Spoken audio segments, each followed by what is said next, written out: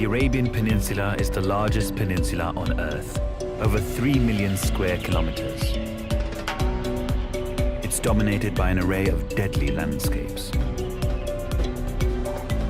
Vast sand dunes roll into dry gravel plains, fringed by desolate rocky hills.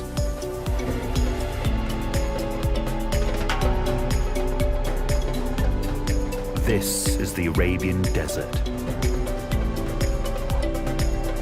Hostile and barren, a land seemingly devoid of life. Animals and plants that live here must cope with extremes of temperature, suffocating shifting sand, and an almost complete absence of water. They must also survive each other.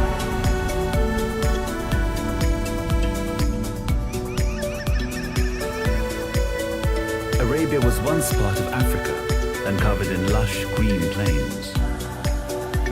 35 million years ago, there was no Red Sea, so animals could freely move back and forth. 10,000 years ago, at the end of the Ice Age, sea levels rose and flooded what is now the Red Sea.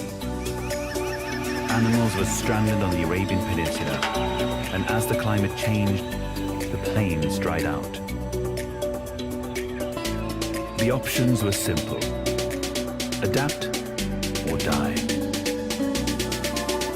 The survivors are now masters of the desert. But even for these hardiest of creatures, life is a constant struggle.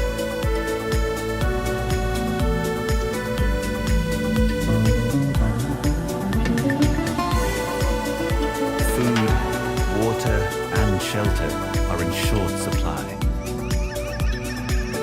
especially as the desert turns up the heat. It's only 7 a.m., but the mercury is already in the high 20s. For animals the size of an oryx to survive, they must keep constantly on the move, seeking out every possible opportunity to eat. They'll make a non-stop journey of 120 kilometers or more to get to fresh grazing.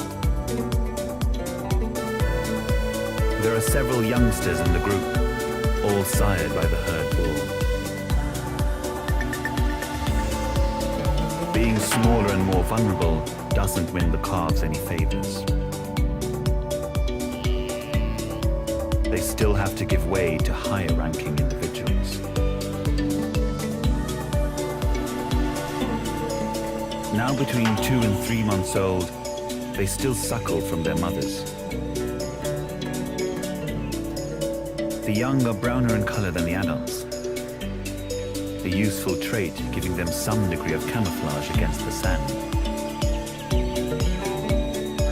Other calves in the group are 5 months old. Their brown coats are already fading.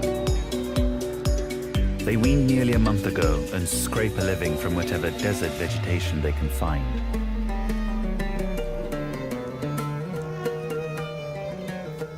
Regardless of their age, the young are expected to keep up.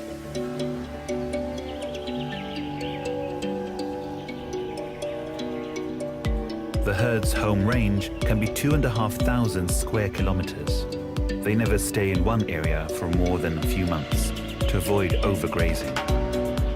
But moving can bring new challenges.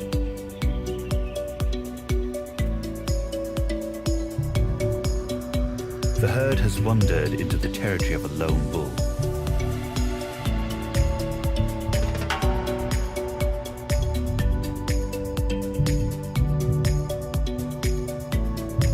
Until they can secure a herd, bulls lead a solitary existence, guarding their turf and waiting for available females to pass through.